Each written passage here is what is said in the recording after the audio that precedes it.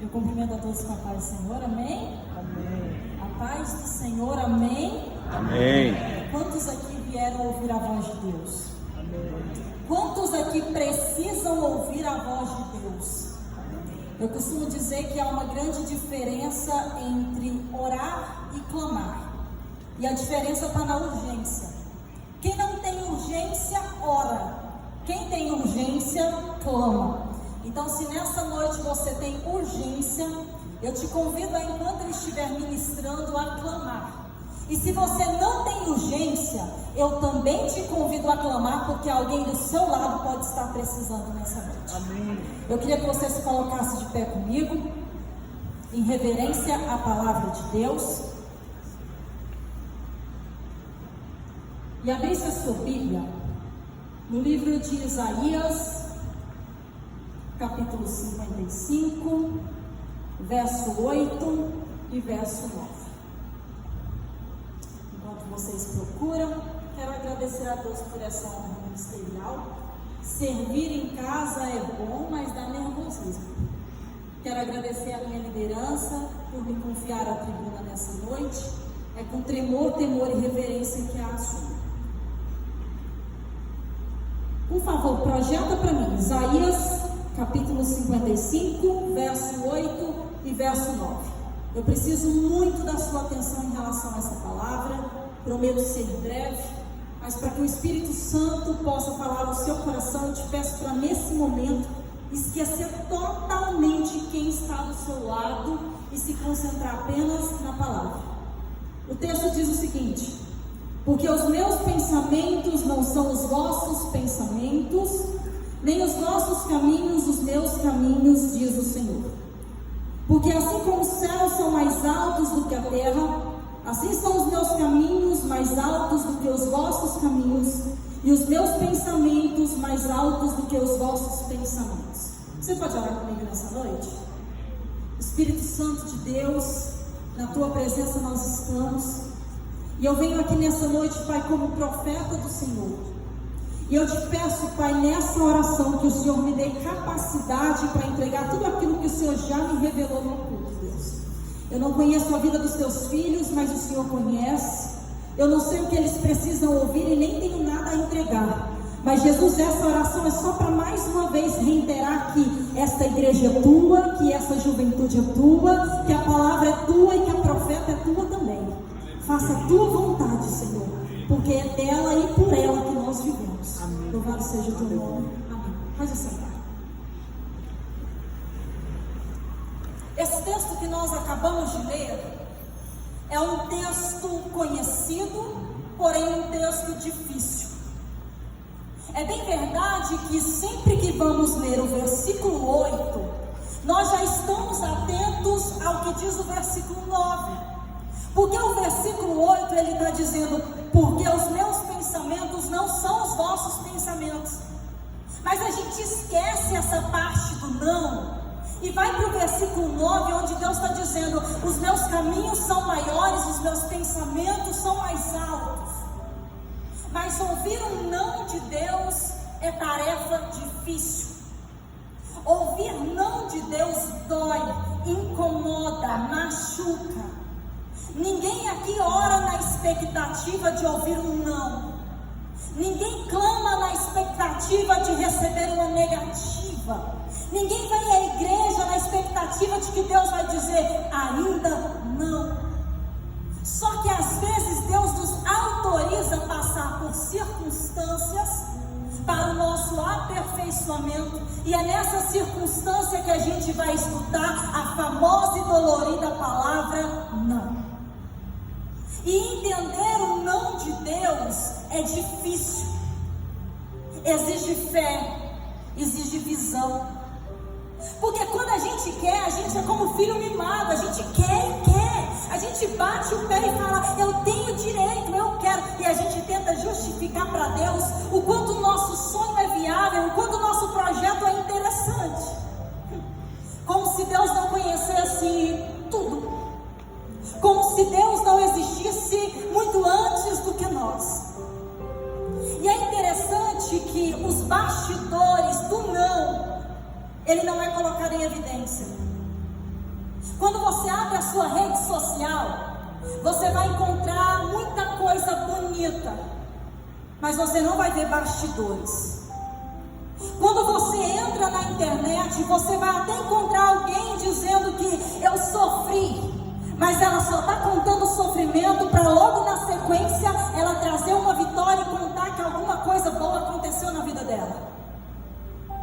Mas quando a gente está nos bastidores do não, quando a gente está no verso 8, a gente fica quietinho, porque ninguém quer deixar transparecer a frustração. Não é bonito.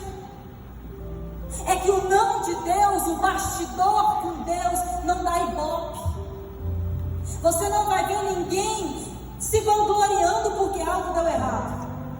E quando a gente vai folhear as Santas Escrituras, a gente vai se deparar com tantos personagens, com tantos homens e mulheres de Deus que fizeram a diferença, que marcaram uma geração. Mas a gente sempre evidencia, a gente sempre fala e a gente sempre quer viver a parte do verso 9, porque no verso 9 os personagens da Bíblia estão vivendo aquilo que Deus queria para eles. Mas eu vim aqui nessa noite para te dizer que antes de chegar no verso 9, aonde a vontade de Deus acontece para a sua vida, tem que passar pelo versículo 8. E o versículo 8 Deus está dizendo: não, o meu não é para te fazer sofrer, o meu não é para te segurar, para você suportar. E quando chegar o verso 9, você entender que sempre foi a minha mão sobre a tua vida, que nunca foi sobre você, que nunca foi sobre a sua capacidade, sempre foi sobre mim. E quando a gente for ler as Santas Escrituras, a gente chega no livro de Ezequiel. E se eu chamasse qualquer um de vocês aqui na frente hoje e perguntasse para você o que é que você se lembra a respeito de Ezequiel, provavelmente você vai me falar que ele é o profeta do vale dos ossos sequíssimos. Você vai me contar que ele foi o profeta que foi no vale e que, segundo a palavra do Senhor profetizou, as coisas aconteceram, os ossos se juntaram e um grande exército se levantou.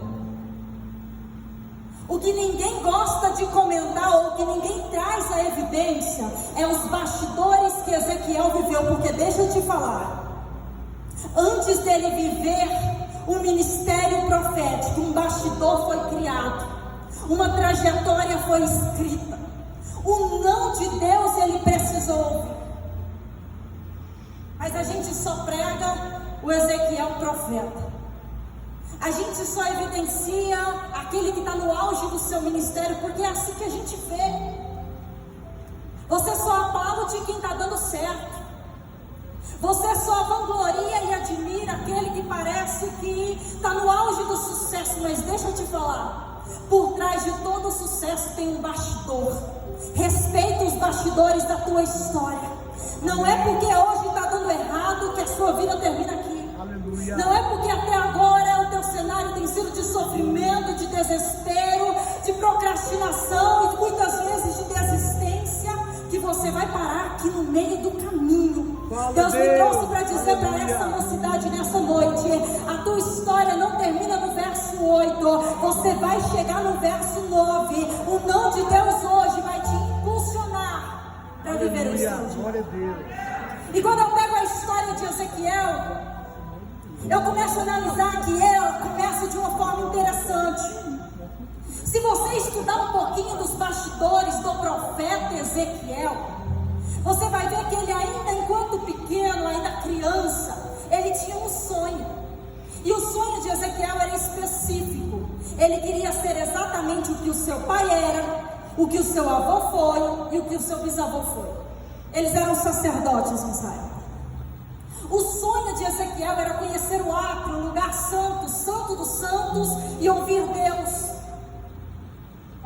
Mas a Bíblia vai dizer que durante esse período, Israel peca e o nosso Deus autoriza que o rei Joaquim invada Jerusalém.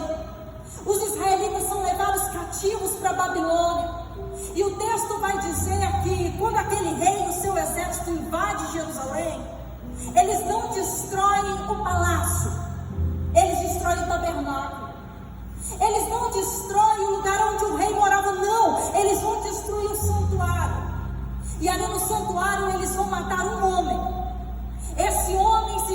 chamado Uzi, e era o pai de Ezequiel. Ezequiel é levado cativo com os prisioneiros para a Babilônia, e naquele momento, talvez na Babilônia não tem sacerdócio, na Babilônia não tem como eu cumprir o meu sonho. O meu pai e a minha mãe morreu e eu não pude nem mesmo sepultá-los. No lugar do sonho, aquele menino agora vai receber algemas. No lugar do caminho para a consagração, Ezequiel vai ser levado por um deserto a caminho da Babilônia para se tornar escravo. E se você quer entrar na história de Ezequiel de forma mais profunda e entender os bastidores que ele viveu antes de se tornar profeta, nós precisamos entrar na casa dele. E eu queria te convidar nessa noite a um passeio rápido para dentro da casa de Ezequiel. Pelo estudo que é possível a gente fazer a respeito desse homem, a gente vai ver que a casa de Ezequiel era uma casa simples, feita de rocha, que não tinha estrutura de qualidade, que não tinha luxo, que não tinha estética, porque você há de compreender que Ezequiel pertencia a uma tribo por nome Levi. E quando o povo de Israel sai do Egito e as terras são distribuídas, o nosso Deus vai dizer: a todas as tribos dará terra, menos a essa tribo específica, porque eu serei a sua própria herança. Não tinha como Ezequiel morar em uma casa luxuosa, não tinha como ele ter os móveis mais sofisticados, porque a sua família não podia trabalhar, a sua família não podia plantar, não podia colher, elas tinham um chamado específico para o sacerdócio. Aquele menino cresce nesse ambiente e começa a sonhar em ser exatamente aquilo que já estava implantado no seu DNA. Ele só queria entrar no Santo dos Santos e ouvir Deus. Ele só queria estar perto de Deus. Eu imagino certo dia, o pai de Ezequiel acordando como de costume às 5 horas da manhã. Ezequiel acorda com o movimento do seu pai, vê quando ele pega uma bacia com um óleo e passa aquele óleo na barba, e Ezequiel está observando o que o seu pai faz. O seu pai logo em seguida pega uma roupa branca, uma estola sacerdotal, se veste, vai até a janela que dava ao centro de Jerusalém e vai dizer: paz seja sobre Jerusalém. Ele vai observar quando seu pai pega o Torá, a Bíblia, coloca debaixo do braço, pega um chapéu, coloca na cabeça, um mitra, escrito santidade ao Senhor. Quando o pai de Ezequiel sai, eu imagino, Fábio, que talvez ele questione a sua mãe e fala: mãe, por que a roupa do papai é diferente da roupa dos pais dos meus coleguinhas? Por que o papai veste branco? Aí quem sabe aquela mãe vai dizer: filho, chegou a hora de te revelar quem é o seu pai. O seu pai, filho, veste branco porque ele trabalha para Deus. O pai de Efraim veste colorido porque ele está no comércio.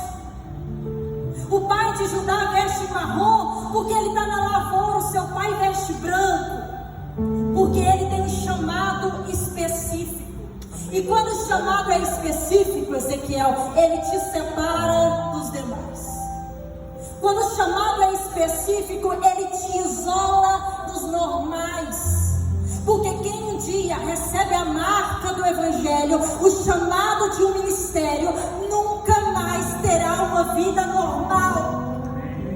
Porque a marca de Cristo, ela não sai com o seu erro, ela não sai com a sua vergonha, ela não sai com a sua queda.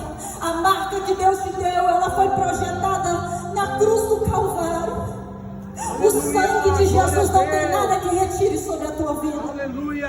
É o sangue que te faz diferente. Amém. Eu imagino Ezequiel continuando e falando: mamãe, por que o papai usa aquele chapéu? Ela vai dizer: filho, aquele chapéu é mitra, está escrito santidade ao Senhor. O seu pai usa aquele chapéu para todas as vezes que ele pensar em estufar o peito e levantar a cabeça, o chapéu ameaçar cair e ele se lembrar que é apenas servo. Ele diz: mãe, mas por que meu pai passa aquele óleo cheiroso na barba? Ela vai dizer: filho, aonde o seu pai passa, As pessoas se curvam, não porque ele é alguma coisa, não, mas porque na sua cabeça está escrito santidade ao Senhor. Aí Ezequiel vai dizer: não, tudo bem, sobre a mitra eu já entendi, mas por que mesmo aquele óleo? Aí a mãe vai dizer: filho, tem gente na cidade que não tem visão, que vive na sarjeta, mas aonde o seu pai passa, pelo cheiro, eles reconhecem que ele é um homem de Deus. Ezequiel aprende dentro de casa, nos bastidores, que dentro do seu DNA havia um chamado e um legado. Aquele menino vai em busca desse sonho, é desse propósito. E é interessante que antigamente uma criança da tribo de Levi era tirada de casa muito cedo. Com 5 anos de idade era tirada para aprender cerca de 613 leis do livro de Levítico. E essa foi a realidade dele. Eu imagino talvez na adolescência, Ezequiel na escola. E antigamente era muito interessante, porque se falava o nome da pessoa e o nome do seu pai. Quem sabe na hora da chamada falavam Ezequiel, filho de Buzi. E você há de concordar comigo que Buzi era um homem conhecido. Afinal, ele era o único que entrava no Santo dos Santos e ouvia Deus. Talvez os coleguinhas perguntassem para Ezequiel: como que é ser filho de Buzi? Como que é os bastidores lá da sua casa? Ezequiel falava: lá é tudo diferente. Meu pai levanta cedo e ele já pega a Bíblia. Meu pai profetiza paz sobre Jerusalém. Meu pai me ensina que eu tenho um legado. E aqui eu quero abrir um parêntese para você que talvez não teve esse exemplo paterno, para você que não teve um exemplo materno, para você que está ouvindo essa palavra e está dizendo: eu não recebo porque eu não tive isso em casa. Deus manda te dizer que o pai terreno pode faltar, a mãe da terra pode desamparar, mas o pai dos céus, ele está aqui nesta casa dizendo: eu direcionei os teus pés até aqui. Eu te trouxe a essa casa de oração sem você entender o motivo que você veio. Eu te sentei aí do lado dessa pessoa só para que você ouvisse nessa noite que a ausência paterna não anula o que eu escrevi para a tua vida. Porque o teu bastidor pode até ser de luta, pode ser de derrota, pode ter sido de rejeição, mas eu te acolho com o amor que é fraterno, com o amor que é paterno, e te digo: os meus planos da tua vida ainda estão de pé. Aleluia! Ezequiel tinha um sonho. Só que agora, no lugar da consagração, ele está a caminho do deserto. Eu imagino a caminho do deserto e ele se recordando de quantas vezes o seu pai lhe contou que entrava no Santo dos Santos, que encontrava ali uma caixa de ouro, que passava o sangue do sacrifício, que dava 7 passos para trás, o céu se fechava e ele ouvia Deus. Ezequiel queria viver isso. É que às vezes a gente só quer experimentar um pouquinho de Deus e Deus parece que só fala não. Ezequiel é levado para a Babilônia, e agora na Babilônia ele vai receber uma canga. De um lado tem um balde que ele pega a água, do outro lado tem um balde que ele pega a argila. E todo dia Ezequiel está descendo à beira do rio Quebar para cumprir o seu ofício, não como sacerdote como queria, mas como escravo, como estrangeiro, como peregrino em terra estranha. Ezequiel olha em volta e diz: eu não pertenço a isso, eu não sonhei em estar aqui, eu não escrevi isso para minha história, não foi isso que eu apresentei para Deus. Eu imagino que durante os 5 anos que Ezequiel fica ali na Babilônia sem ouvir Deus, por muitas e muitas vezes, ele parou e lembrou dos bastidores. E quando a gente se lembra dos bastidores, a gente se lembra de uma promessa. E tem promessa que ela é tão distante, que a gente tem medo de ousar acreditar. Porque tudo diz não. A circunstância diz não, mas a promessa, uma vez proferida pelos céus, ela queima, ela te desperta, ela te motiva. Ninguém está acreditando, mas ela está aqui dentro do seu coração dizendo: aguenta um pouquinho mais. Aquele menino na Babilônia não tinha por que ter esperança. E eu gostaria que você compreendesse que junto com ele foram levados cativos mais 1 milhão de judeus.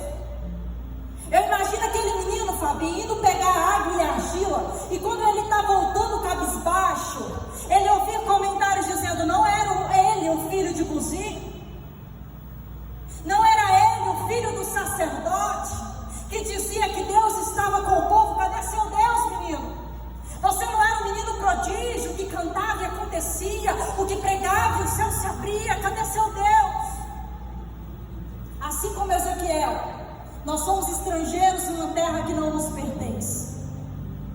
Nós estamos aqui de passagem. O céu não é nosso destino, é nossa origem.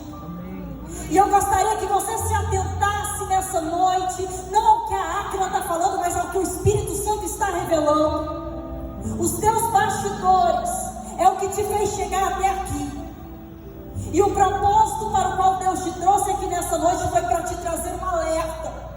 Mocidade Sky, não é mais necessário que ninguém pegue esse microfone para pregar que Jesus está voltando. Basta você abrir o seu celular. Eu não preciso mais abrir Apocalipse para te falar que Jesus está vindo. Basta você ler os noticiários. Eu não preciso mais falar que chegou o tempo em que os salvos serão separados e que nós estamos sendo passados pela peneira, porque você já está sentindo o processo. Não é mais tempo de brincar. Não dá mais tempo de ser algo aqui e diferente lá fora. Deus está dizendo: eu estou atento a você nos bastidores. Nos bastidores é onde você revela quem verdadeiramente é. Ezequiel está na beira do rio Quebar. E é interessante que ele vai dizer que, de repente, ele olha para os céus e ele tem visões. É que Deus decide encontrar Ezequiel na beira do rio Quebar. Deus está dizendo para Ezequiel: Ezequiel, eu sei que aqui não tem santuário. Eu sei que aqui não tem átrio, não tem lugar santo, não tem santo dos santos. Mas eu te vi no teu bastidor comigo. E eu trouxe o santo dos santos para você. Aleluia. Deus estava dizendo para Ezequiel: eu não preciso de nada daquilo para realizar o que eu tenho para a tua vida. Porque, Ezequiel, você sonhou em ser sacerdote. E eu disse: o teu plano não é o meu. Mas eu não iria te deixar desamparado. Eu vim aqui te trazer o verso 9 para dizer: no verso 8 eu contrariei o teu sonho, mas no verso 9 eu estou dizendo: o que eu tenho para você é maior e é melhor. O que eu tenho para você é maior do que você imagina, do que você pode sonhar, porque eu sei os propósitos que eu tenho a respeito de vocês. E é interessante que Ezequiel encontra a presença de Deus nos bastidores. Eu não vejo Deus revelando a glória para Ezequiel quando ele estava junto com os outros. Eu não vejo Deus revelando a sua essência para Ezequiel quando ele estava no meio de uma multidão. Mas eu vejo Deus direcionando a Ezequiel sozinho, na beira do rio. Ezequiel tenta explicar no capítulo 1 como era a glória de Deus, e ele vai dizer: eis que eu olhei para o céu e uma nuvem com fogo e água revolver-se. E eu imagino Deus dizendo para ele: Ezequiel, não precisa explicar nada. Eu te deixei 5 anos na beira desse rio, carregando água, carregando argila, ouvindo que você é falso profeta, só para conhecer quem era você nos bastidores. Mas eu conheci quem é você, e eu vim aqui hoje para dizer: eu trago um sonho novo para a tua vida, porque para o meu nascer eu precisei primeiro matar o seu. Eu quero que você se coloque de pé. Se coloque de pé comigo. Eu não sei a forma como você chegou aqui nessa noite. Eu não sei se você está no versículo 8, ouvindo o não de Deus, ou se você já está no versículo 9, aonde Deus revela para você os sonhos dele. Eu não sei o que você está passando, mas o Espírito Santo me diz nessa noite que tem gente aqui que está pedindo só um abraço. E Deus manda dizer: você não vai terminar o versículo 8. Hoje você vai receber dos céus interpretação para suportar o processo. Amém. Glória a Deus. Tem gente que chegou aqui que está falando para Deus que, Senhor, deu tudo errado porque eu não mereço mesmo. Assim como todo mundo me rejeitou, o Senhor tinha razão quando também me rejeitou. E Deus está dizendo: eu nunca rejeitei a sua história. Aleluia. Eu nunca disse não para você. Eu só disse: eu tenho algo novo para a sua vida. Amém, Deus. E eu queria desafiar você aqui nessa noite. Eu vou chamar para vir aqui à frente, mas eu não quero que venha todo mundo. Eu só quero você que está dizendo para Deus: chega, Senhor, eu estou exausto das minhas vontades. Você que nessa noite quer declarar ao Espírito Santo: seja feita a tua vontade. Eu gostaria que você olhasse para a pessoa que está do seu lado. Nós estamos agora nesse momento em um cenário de guerra. Tem pessoas que estão aqui que precisam tanto dessa oração, que o Espírito Santo está dizendo: não para de chamar enquanto não vir. Eu preciso orar por você. Não saia dessa casa com o coração da forma como você entrou. Você que chegou aqui, que está frustrado com o não de Deus, que não está entendendo nada, por favor. Ah, que eu não gosto de ir à frente. Venha só hoje. Eu tenho uma palavra do céu no seu coração. Eu quero saber quem é você. Você que chegou aqui nessa noite. Glória a Deus. Aleluia. Glória a Deus. Está aí, por favor, ore enquanto eu faço esse convite. Há um cenário de guerra aqui hoje. O inimigo pensou que com essa frustração ele iria te parar. Mas Jesus te trouxe aqui hoje para dizer: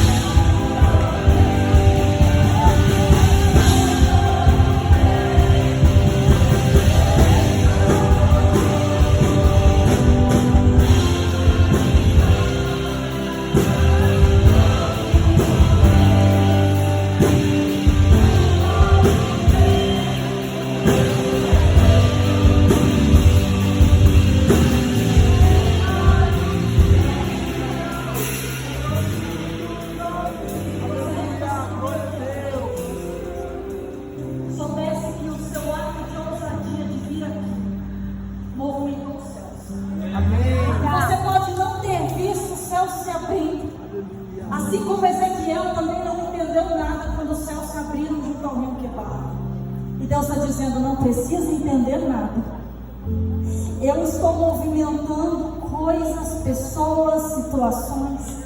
Só espere e veja. Tem algo novo de Deus para chegar na sua vida. Deus abençoe vocês.